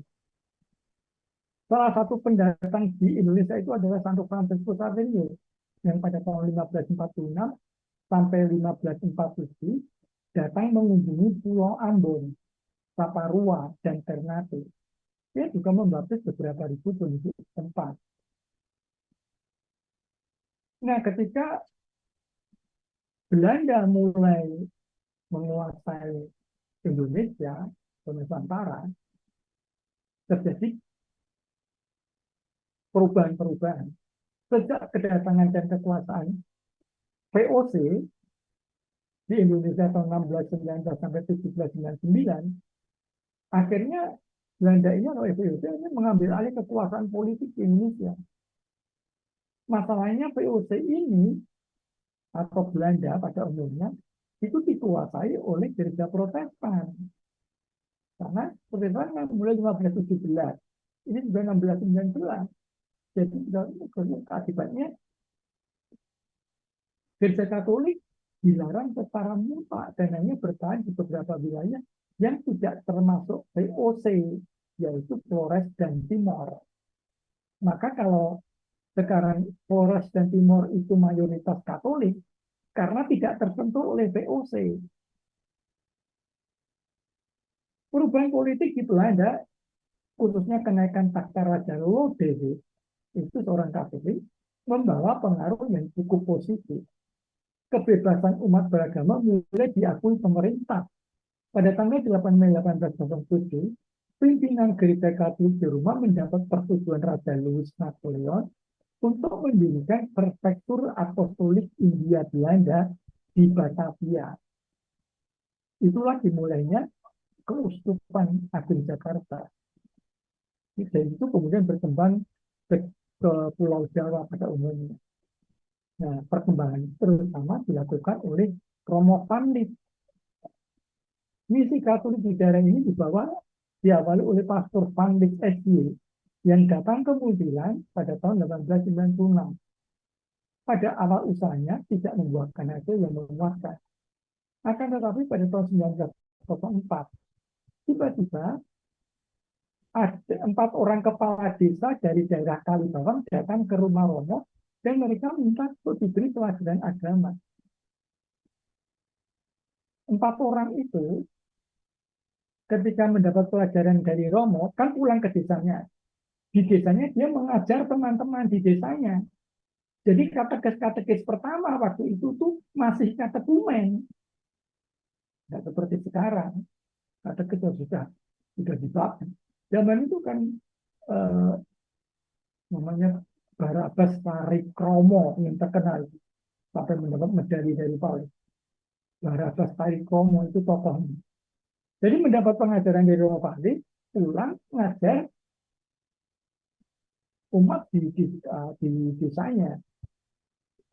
Sehingga pada tanggal 15 Desember 1904, rombongan pertama orang Jawa berjumlah 178 orang dibaptis di sebuah mata air Semadung yang terletak di antara dua batang pohon sono.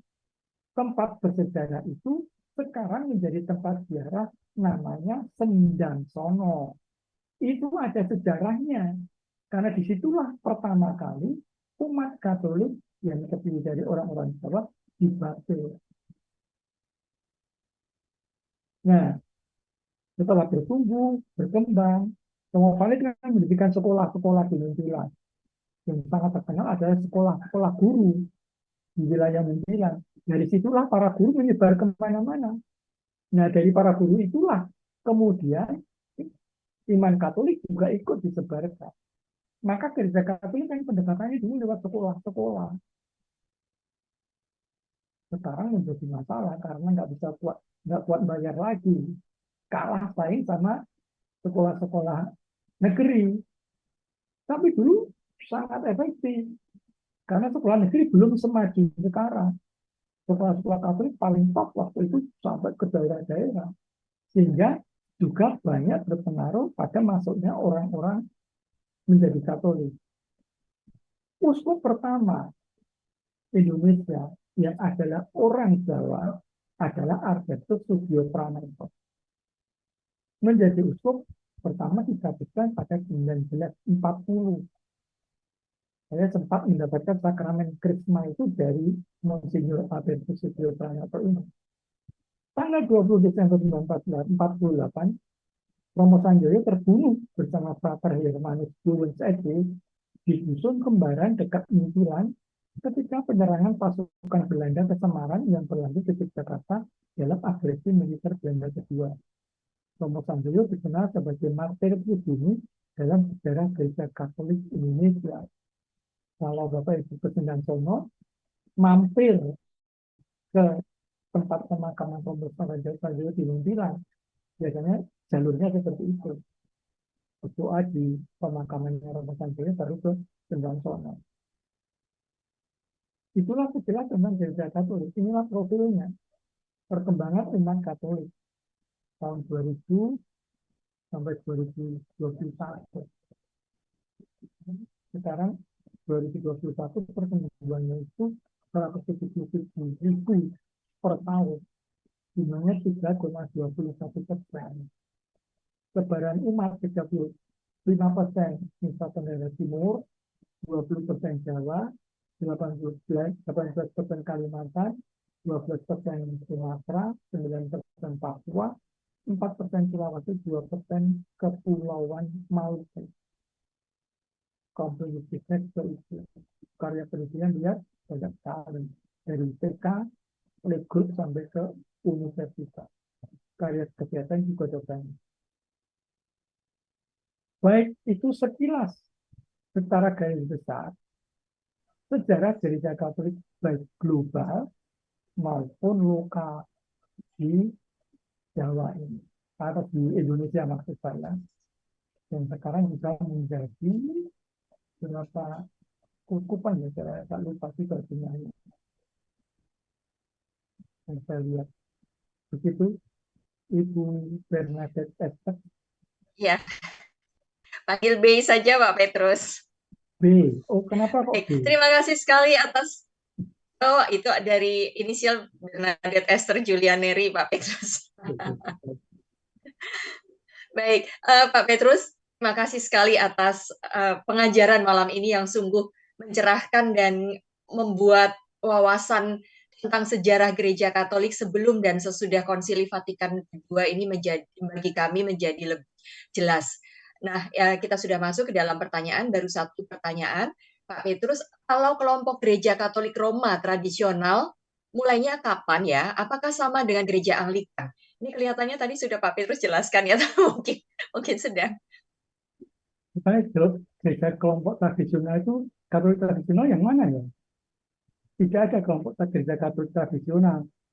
Sebelum Konsili Vatikan kedua, itu yang disebut biasanya kelompok, bukan kelompok, liturginya liturgi Tridentum, mengikuti Konsili Identik. Trente, ya pakai bahasa Latin. Sesudah Konsili Vatikan kedua pakai bahasa lokal. Itu aja sebetulnya garis besarnya itu di bidang liturgi. Tapi di dalam bidang iman tidak banyak perubahan, hanya beberapa pembaruan, pengertian secara baru, apa yang selama ini diajarkan gereja itu disesuaikan dengan perkembangan zaman. Jadi kalau ditanya kapan kok Katolik nggak ada Katolik tradisional, ya sejak awal. Kalau mau tradisional ya sejak gereja perdana itu. Ya, terima kasih Pak Petrus penjelasannya. Semoga jelas ya Bu Mira.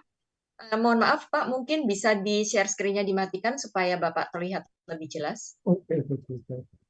Ya, baik. Pertanyaan berikutnya, Pak, apakah itu ordinariat militer, Pak?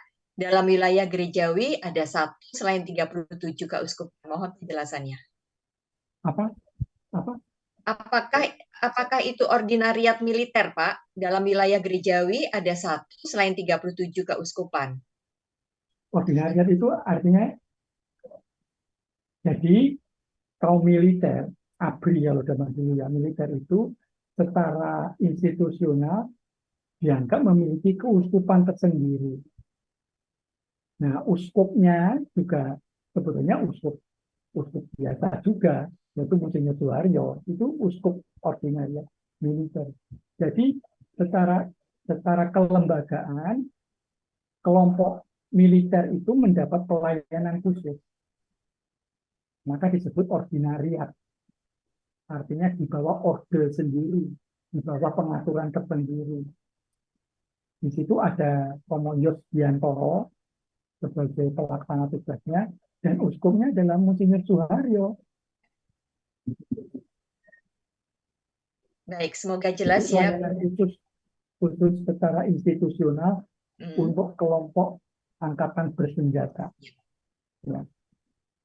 Terima kasih penjelasannya Pak Petrus. Bu Lia, sudah jelas ya? Baik, pertanyaan berikutnya, apakah Romo Sanjaya SJ sebagai martir dikanonisasi juga oleh Kepausan di Vatikan, Pak? Belum, Romo Sanjaya bukan SJ tapi Projo. Oh, Pre-R ya, sorry. Ya, Pre-R, benar. Yang SJ itu yang temannya tadi, yang Bromen tadi. Yang Bromen itu SJ. Kalau Sanjaya itu Projo. Iya, Romo Sanjaya sampai sekarang belum ada gerakan menuju beatifikasi atau kanonisasi. Mengapa? Karena untuk dibeatifikasi itu harus ada satu mukjizat yang resmi diakui gereja. Nah, sampai sekarang saya belum pernah mendengar. Pernahkah ada satu mukjizat berkat Romo Sanjoyo yang resmi diakui gereja? Kalau ini sudah ada, proses beatifikasi sudah dilanjut. Tapi selama belum ada, susah. Karena nggak ada buktinya gitu loh. Jadi sampai sekarang belum. Jadi prosesnya itu harus beatifikasi dulu, dari beatifikasi baru kanonisasi. Beatifikasi itu menjadi beato, kanonisasi menjadi santo. Untuk menjadi santo ada dua mukjizat. Gitu. Iya, tidak mudah untuk dikanonisasi ya, karena memang harus ada bukti. Berkat doa Romo Sanjoyo terjadi mukjizat. Semoga para peziarah yang mampir ke sana, makam Romo Sanjoyo, bisa merasakan doanya dan menerima mukjizat. Mungkin mukjizat-mukjizat kecil dan kemudian hanya dipendam dalam hati, tidak dikatakan. Oh iya, kalau itu banyak mungkin. Masalahnya kan gereja kan nggak mau begitu. Gereja mau betul-betul sebelumnya itu sudah, misalnya sebelumnya ada orang sakit yang dokter sudah angkat tangan. Betul. Ya, dokter sudah angkat tangan, kemudian dibawa mintakan doa kepada Romo Sanjoyo. dan ternyata sembuh. Ya. Dan secara medis dibuktikan. Nah ini baru bukti. Tapi kalau pengalaman pribadi gini nggak ada bukti Enggak. dari awal sampai tuntas itu ya nggak diakui. Gitu. Ya, Pak, pertanyaan berikutnya, mengapa Kepausan sempat berpindah dari Roma ke Perancis pada tahun 1309? Karena waktu itu kan masih terjadi banyak pergaulaan kan. Perancis itu negara yang waktu itu paling berpengaruh baik dalam hubungannya dengan gereja. Maka disebut anak emas gereja, katakanlah begitu. Oleh karena itu, karena ada banyak tekanan di Italia, di Roma, pausnya mengungsi ke Perancis. Tapi oleh Santa Katarina dari Siena, paus didorong kembali lagi. Karena bagaimanapun pusat gerejanya bukan di Perancis, bukan di Avignon, tapi di Roma. Dari dulu ada di Roma, maka akhirnya kembali ke Roma. Kalau nggak ada banyak tekanan secara politik dari mana-mana, ya nggak akan lari kan karena banyak tekanan. Dan waktu itu Perancis menjadi anak emas gereja. Gitu.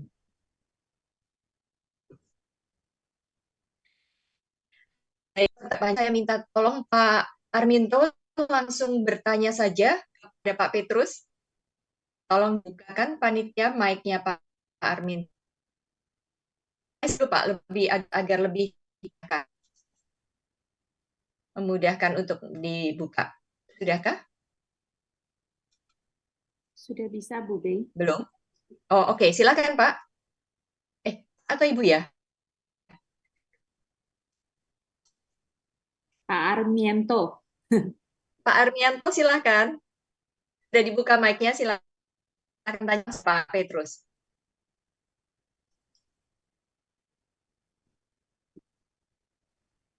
Pak US Army. Nah, kelihatannya belum. Ya, Pak, silakan. Bu Bey ada jawabannya, ada kendala katanya Bu Bey. Oh, baik, baik, baik. Pertanyaan kita tunggu saja nanti sebentar. Ini ada pertanyaan baru, Pak. Apa perbedaan sebelum dan sesudah Konsili Vatikan II yang populer, Pak Petrus? Gimana? Apakah perbedaan sebelum dan sesudah Konsili Vatikan kedua yang paling populer? Yang paling populer adalah bahasa. Perbedaan antara Bahasa liturgi. Itu yang paling populer. Sebelumnya bahasa pokoknya liturgi, di bidang liturgi itu yang paling populer. Kalau sebelumnya bahasa Latin, sekarang bahasa lokal. Kalau sebelumnya menghadap ke tabernakel, romonya menghadap ke umat. Jadi partisipasi umat dalam liturgi sangat ditekankan. Zaman dulu banyak umat Katolik sambil misa sambil doa rosario. Jadi misa itu hanya mereka kan nggak ngerti artinya, lalu doa rosario. Nah ini kan nggak benar. Ya. Waktu kita ikut Ekaristi harus aktif. Nanti kalau kita pas sampai ke tema Ekaristi, nanti akan semakin jelas mengapa perlu aktif di dalam perayaan Ekaristi. Itu yang paling menonjol. Tentu ada banyak-banyak bidang lain seperti inkulturasi, penerimaan keterbukaan gereja kepada gereja-gereja Protestan, kepada umat Islam, banyak banget. Tapi ya itu harus dibahas satu persatu. Kalau dokumennya setebal itu, ada banyak dokumen yang dihasilkan dari Konsili Vatikan II. Tapi memang terjadi perubahan yang cukup signifikan dari sebelumnya. Ya, baik. Saya bacakan saja pertanyaan Pak Arminto ya, Pak Petrus. Di awal presentasi ditunjukkan ada 5 patriark atau keuskupan. Alexandria, Roma, Konstantinopel, dan lain-lain yang berkesan adanya kesetaraan. Apa yang menyebabkan terjadinya keselisihan mengenai klaim yurisdiksi saling bertentangan, khususnya mengenai otoritas kepausan. Paus Leus IX menyatakan bahwa ia memegang otoritas atas keempat patriark timur. Mengapa tidak ada penegasan otoritas Paus di Roma sebagai pemimpin keseluruhan keuskupan di konsili hingga terjadi perpecahan Sepakat dan Ortodoks? Jadi saya katakan tadi masalahnya itu macam-macam. Teologis, liturgis, linguistik, politik. Semua itu ikut tercampur baur. Tapi kalau secara teologis yang paling utama perbedaan filioque itu. Jadi menurut Konsili Nicea itu kan ia dilahirkan dari Bapa. Tidak ada kata dan putra. Nanti dalam perkembangan Konsili itu kalau nggak salah sudahnya ditambahkan ia dilahirkan dari Bapa ditambah dengan dan putra. Nah, kata dan putra ini tidak disetujui oleh gereja-gereja timur. Jadi secara teologis itu, dan mereka mengotot nggak mau menambahkan filioque itu. Jadi secara teologis ada perbedaan di situ. Yang sekarang sudah mulai cair ya, sudah mulai ada banyak pendekatan dan ternyata tidak banyak perbedaan juga. Tapi ya karena sejarah sudah berjalan seperti itu, maka kemudian karena ngotot patriarknya diekskomunikasi tadi, ada 3 utusan yang datang ke Hagia Sophia memberikan gula atau keputusan ekskomunikasi kepada Patriark Kirillus tadi. Karena mendapat ekskomunikasi, dia ganti mengekskomunikasi Paus. Ya. Terjadilah skisma. Itu Baik, intinya nanti di situ. mungkin Tapi juga dibaca. ada perbedaan lain, misalnya bahasa. Kalau di barat bahasa Latin, di timur bahasa Yunani. Teologinya itu, liturginya juga. Jadi kalau liturgi ortodoks itu lebih panjang, mungkin hampir 3 jam. Karena misalnya dalam liturgi dalam doa-doanya itu menyebut semua uskup yang hadir pada Konsili Nicea yang pertama tadi. Ada 300 uskup kalau nggak salah. Disebut satu persatu untuk mengingatkan itu asal mulanya gereja apostolik itu. Jadi panjang, lebih panjang dari ibadat gereja Katolik. Ya untung Anda ikut Katolik, coba 3 jam. Ikut Katolik aja 1 jam sudah banyak yang gelisah. Bisa ya Pak. Apalagi 3 jam. Coba kalau pas hari Paskah itu, kalau sudah bisa Paskah kan orang sudah gerah semua. Misalnya kan panjangnya seperti itu. Kemudian Padre Pio kalau mengembawakan misa sampai 3 jam ya Pak Petrus. Iya, iya.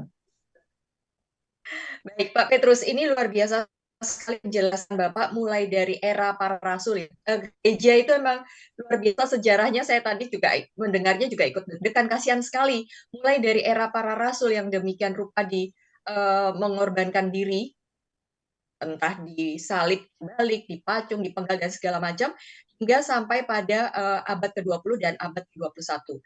Sebenarnya saya ingin bertanya pada saat abad ke-20 Pak, kita kenal pada tahun 1933 sampai 1945, Hitler berkuasa.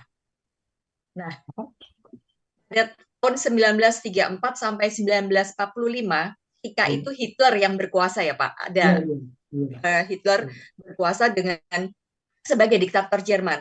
Dan ketika itu ada Holocaust ya Pak ya. Ya. Holocaustnya ada 6 juta Yahudi yang mati dibunuh, dan kemudian juga ada 3 juta orang Katolik yang terbunuh di masa itu. Nah, ketika itu masih dalam pemerintahan Gereja Katolik, masih dalam pemerintahan Pius ke-12. Sebenarnya pertanyaan saya adalah mengapa kok tidak lihat upaya-upaya gereja yang benar-benar melindungi harkat martabat dan hidup manusia, Pak? Itu pertanyaan yang bagus, dan itu gereja sudah minta maaf kepada orang Yahudi. Memang kurang berpartisipasi. Tapi kalau melihat konteks zaman itu, Italia sendiri dikuasai oleh diktator Mussolini. Ya nggak? Jadi temennya Hitler itu ada di Italia itu namanya Mussolini. Itu berkuasa di Jerman. Dan waktu itu karena mereka berteman, sama-sama mengantam orang Yahudi. Jadi memang dari gereja Katolik ada di persimpangan. Mau berbuat lebih banyak, iya, mungkin ngeri juga gitu loh. Karena penganiayaannya jelas luar biasa. Nah, tapi gereja Katolik sudah meminta maaf kepada orang Yahudi. Ya. Betul, kurang, kurang, kurang bersuara, kurang vokal untuk menentang itu. Ya, mungkin konteks zaman itu memang Hitler sangat kejam, Betul. luar biasa. 6 juta orang Yahudi dibantai di Katolik 3 kamp-kamp juta. konsentrasi. 6 juta. Ya. Dan itu yang baru kita rayakan beberapa hari yang lalu ya. Dan satu keluarga dibantai di Polandia itu. Saya lupa namanya. Saya juga nge-share itu mas. Jadi satu keluarga yang baru dinobatkan sebagai dibeatifikasi, satu keluarga melindungi 6 orang Yahudi di rumahnya. Orang Yahudinya ketangkep, itu satu keluarga, bayi juga dibunuh semua. Bayangkan, di Polandia, orang Polandia kan Katolik semua. Ya. Dan baru beberapa waktu yang lalu baru dibeatifikasi satu keluarga itu. Ya. Baik, Paus Pius 12 sebenarnya juga sudah berusaha menolong, tetapi hanya mampu 860.000. Memang jumlah yang sangat kecil tuh Pak. Tadi dari penjelasan Bapak bisa kita bayangkan bagaimana susahnya menolong. Nanti kalau menolong satu orang, lebih banyak lagi korban yang akan mendapat kesulitan. Nah, sekarang saya akan masuk ke abad yang 21 ya Pak ya. Ini abad ke-21 ini juga masih sedikit waktunya. Abad ke-21 ini juga tidak kurang gangguan terhadap gereja. Pertama, munculnya gereja-gereja yang bisa disebut dengan gereja setan. Ada The Church of Satan, Satanic Temple, lalu kemudian Order of Nine Angels, lalu kemudian ada Luciferianisme. Nah, saya tuh kasihan gitu loh Pak dengan gereja Katolik. Yang satu belum selesai masalahnya sudah muncul yang lain, dan gangguannya itu memang luar biasa. Nanti ada dipersoalkan lagi mengapa memberi bukan merangkul, maksudnya merangkul, tetapi dibacanya seperti memberi ruang kepada orang-orang yang dianggap sangat minoritas dari segi pilihan seksualitasnya begitu, gendernya segala macam. Nah, itu menurut saya tidak kurang tantangan yang dihadapi gereja di abad 21 ini. Bagaimana menurut pendapat Pak Petrus? Nah, jangan perlu Konsili Vatikan III ya Pak ya? Iya, sudah dijawab di Konsili Vatikan kedua itu. Di buku saya, yang pertama, mengapa beriman, Anda baca di situ. Musuh gereja sekarang itu adalah sekularisasi. Sekularisasi itu menjauh dari Tuhan. Dalam berbagai wajahnya. Ada yang berwajah ateis, ada yang berwajah gereja setan, ada juga yang berwajah ateisme praktis. Dia tetap anggota gereja, tapi praktek hidupnya sama sekali tidak memperhitungkan imannya. Ke gereja juga, korupsi juga, berdoa juga, berbuat dosa juga. Itu harus sekularisasi semua. Individualisme yang merajalela. Itu semua kan buah-buahnya dalam bentuk gereja setan, hedonisme, mengejar kenikmatan semuanya itu. Agama dianggap tidak ada gunanya. Apalagi harus ibadah, harus berdoa. Itu tantangan kita semua. Kalau kita tidak hati-hati, kita pun juga bisa terjebak seperti itu. Ke gereja juga, tapi dosanya tetap jalan juga bisa. Nggak usah jauh-jauh gereja setan. Kita sendiri bisa menjadi setan. Gitu. Ya, baik Pak. Jadi praktek satanisme itu sebetulnya antitesis dari iman kepada Tuhan. Sebetulnya itu sekularisme. Ya. Tidak mau ikut aturan-aturan yang dibuat oleh gereja atau iman Kristiani. Ya, tidak mudah menjadi orang Katolik yang sungguh-sungguh menjalankan apa yang Tuhan kehendaki. Luar biasa. Baik, Pak Petrus, masih ada sedikit waktu ini, ada pertanyaan agak di luar dari pengajaran kita malam ini, tapi mungkin Pak Petrus bisa memberikan pencerahan. Pak Petrus, apa bisa berikan informasi terkait beatifikasi Monsinyur Gabriel Manek SPD? Memang sudah diidentifikasi. Belum, saya kira. Belum ya? Sekali lagi ya, pernah nggak dengar ada mukjizat lewat Monsinyur SPD, Manek SPD? Kalau belum pernah mendengar, jangan harap.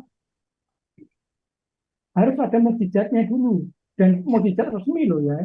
Jadi sebelum, pada saat, dan sesudah itu ada datanya semua. Kalau ada mukjizat itu baru bisa diproses. Kalau cuma misalnya jenazahnya masih utuh misalnya, ya banyak yang jenazahnya masih utuh. Tapi tidak semua kan dijadikan santo atau santo atau biasa.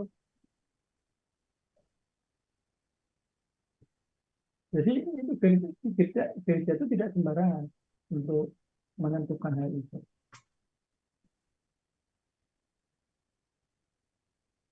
Baik, terima kasih Pak Petrus. Ya. Nah, di kolom chat nampaknya sudah tidak ada pertanyaan lagi. Baik, kita akan waktunya sudah mendekat habis. Baik, Ibu Bapak, kawan-kawan peserta Catch Class, kita sudah sampai di penghujung acara. Terima kasih banyak atas kehadiran dan keterlibatan aktif Ibu Bapak sekalian.